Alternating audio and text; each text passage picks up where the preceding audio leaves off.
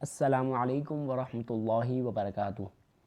تو دوستوں، آج ہم اپنی کتاب دوائے شافی کے تیسرے ٹاپک کا چوتھا سبق شروع کرنے لگے ہیں، جس کا نام ہے سورۃ فاتحہ اور امراض۔ تو چلیے شروع کرتے ہیں۔ بسم اللہ الرحمن الرحیم۔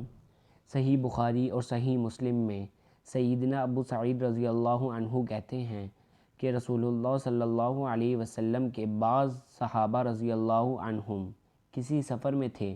اثنائے سفر عرب کے ایک قبیلے میں ان کا قیام ہوا۔ انہوں نے وہاں کے لوگوں سے ضیافت اور کھانے پینے کی خواہش کی۔ قبیلے والوں نے ان کو کھانا کھلانے سے انکار کر دیا۔ اتفاق سے اسی روز قبیلے کے سردار کو سانپ نے ڈس لیا۔ قبیلے والوں نے اس کے لیے ہر قسم کا علاج کیا اور اس بارے میں کوئی سعی اٹھا نہ رکھی، لیکن کسی دوا سے اس کو آرام نہ آیا۔ آخر قبیلے کے کسی آدمی نے کہا، ان نووارد آدمیوں کے پاس جاؤ اور دریافت کرو، ممکن ہے ان کے پاس اس کا کچھ علاج ہو۔ چنانچہ یہ لوگ صحابہ رضی اللہ عنہم کے پاس آئے اور کہنے لگے، ہمارے سردار کو سانپ نے ڈس لیا ہے۔ ہم نے ساری تدبیر کر دیکھی مگر کچھ نہ ہوا۔ کیا تم میں سے کسی کے پاس اس کا کوئی علاج ہے؟ صحابہ رضی اللہ عنہم میں سے ایک نے کہا، ہاں، میں جھاڑ پھونک کرتا ہوں، لیکن تم نے ہماری مہمان نوازی نہیں کی، اور باوجود کھانا طلب کرنے کے تم نے کھانا کھلانے سے انکار کر دیا۔ اس لیے جب تک تم اس کا معاوضہ مقرر نہ کرو گے، ہم قطعاً اس پر اپنا منتر نہیں پڑھیں گے۔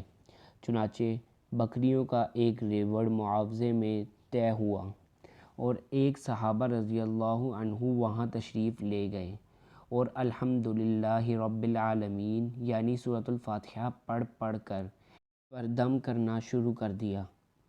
پھر کیا تھا، گویا گڑھا کھل گیا اور ایسے محسوس ہونے لگا کہ جیسے اسے کوئی دکھ تھا ہی نہیں۔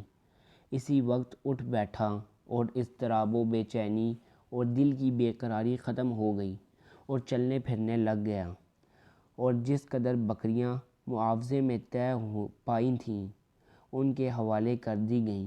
صحابہ رضی اللہ عنہم نے کہا، لاؤ اب یہ بکریاں ہم آپس میں بانٹ لیں۔ وہ صحابہ رضی اللہ عنہم جنہوں نے منتر پڑھا تھا کہنے لگے، جب تک بارگاہ نبوت میں حاضر ہو کر اصل واقعہ پیش کر کے رسول اللہ صلی اللہ علیہ وسلم کا فیصلہ نہ لے لیں، ہم کو نہیں بانٹنا چاہیے۔ آپ صلی اللہ علیہ وسلم کے حکم کا ہمیں ضرور انتظار کرنا چاہیے۔ یہ صحابہ بارگاہ رسالت میں حاضر ہوئے اور اصل واقعہ پیش کیا۔ رسول اللہ صلی اللہ علیہ وسلم نے فرمایا، یہ تمہیں کہاں سے معلوم ہوا کہ سورۃ الفاتحہ منتر کا بھی کام کر دیتی ہے؟ اس کے بعد آپ صلی اللہ علیہ وسلم نے فرمایا، ترجمہ، تم نے اچھا کیا، بکریاں تقسیم کرو تو اس میں میرا حصہ بھی رکھ لینا۔ اس کے بعد رسول اللہ صلی اللہ علیہ وسلم ہنس پڑے۔ غور کرو یہاں دوا کی تاثیر کس طرح کام کر گئی۔ مرض اس طرح دفع ہو گیا جیسے کبھی تھا ہی نہیں۔ سورۃ الفاتحہ ایک ایسی آسان اور سہل ترین دوا ہے کہ اس کے مثل سہل و آسان اور بہترین دوا ممکن نہیں۔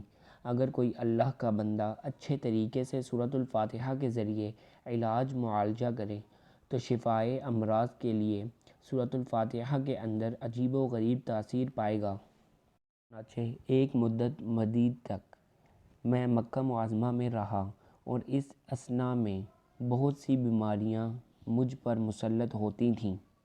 مجھے یہاں نہ کوئی طبیب میسر آیا نہ دوا۔ میں صرف سورۃ الفاتحہ سے اپنا علاج کرتا رہا اور اس کے اندر میں نے عجیب و غریب تاثیر دیکھی۔